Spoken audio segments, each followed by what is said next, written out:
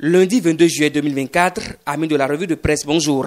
On commence ce périple informatif avec le secteur des médias. Libération nous apprend que les nouveaux conseillers de la RAC seront installés ce lundi. Les membres de la 7e mandature de la Haute Autorité de l'Audiovisuel et de la Communication seront installés ce lundi par le président de la République.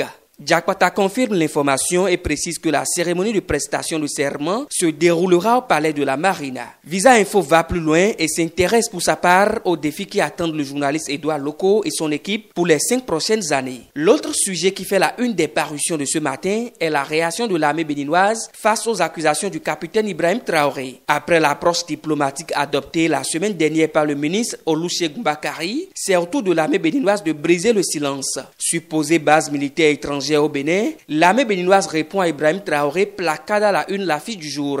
Le Télégramme rapporte aussi que le porte-parole de l'armée béninoise a balayé du revers de la main les propos du président du Burkina Faso lors d'une sortie médiatique hier. En politique, les membres du gouvernement ont démarré la deuxième étape de la tournée de reddition de comptes. Le matin fait le point des sorties des différents ministres au plan national. Pendant ce temps, le parti Les Démocrates de l'opposition est dans l'indignation face aux dérives de la police républicaine. Selon Matin Libre, le parti dirigé par l'ancien président Boni Yahi s'est offusqué de l'accident intervenu lors d'une opération de contrôle de casse à Gorgounou la semaine écoulée. Des policiers ont tiré sur un usager qui essayait de se dérober au contrôle et lui ont ôté la vie d'après le journal. Mais si les démocrates ont condamné, cela n'est pas assez aux yeux du journal Le Soleil Bénin Info. Le journal pense que le parti se contente juste de condamner et puis c'est tout. Il faut faire mieux pour plaire au quotidien visiblement. Et pendant qu'on craint pour les populations, Fraternité nous apprend que même les autorités ne sont pas à l'abri d'actes attentatoires à leur vie. Nous ne sommes plus dans le cadre de bavure de la police, mais plutôt d'actes d'insécurité de la part des personnes mal intentionnées. Le journal de Ménoté nous transporte alors à Boukoumbe, où dans la nuit du samedi à dimanche, le maire aura échappé à un assassinat.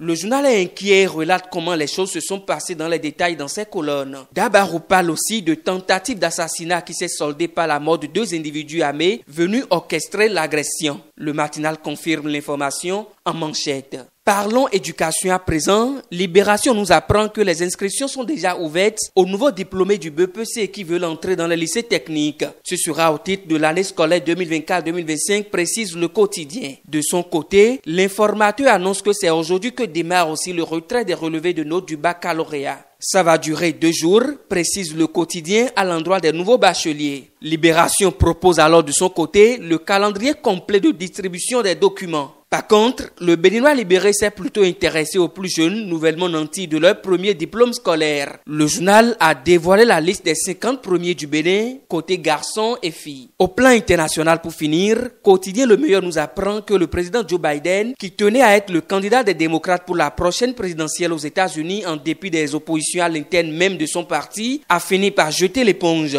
Vieux, fatigué en quarantaine pour test positif au Covid, celui qui est âgé de 81 ans avait engagé une campagne électorale difficile, se mélangeant les pédales. C'est donc à juste titre que des ténors ont salué son retrait. Mais Fraternité se demande bien ce qui va se passer maintenant qu'il n'est plus candidat. En tout cas, reprend quotidien Le Meilleur, il a déjà apporté son soutien à sa vice-présidente Kamala Harris. Le Figaro National a aussi la même information qu'il partage avec ses lecteurs ce lundi matin. L'affiche du jour s'est alors proposé de remonter le temps pour essayer de relever ce qui a amené le président à abandonner sa candidature. Il a fallu ces 25 derniers jours pour que les choses s'accélèrent, analyse la publication qui parle aussi des ratés, des confusions et des difficultés de l'homme. Fin de la revue de presse de ce lundi. Bon début de semaine à toutes et à tous.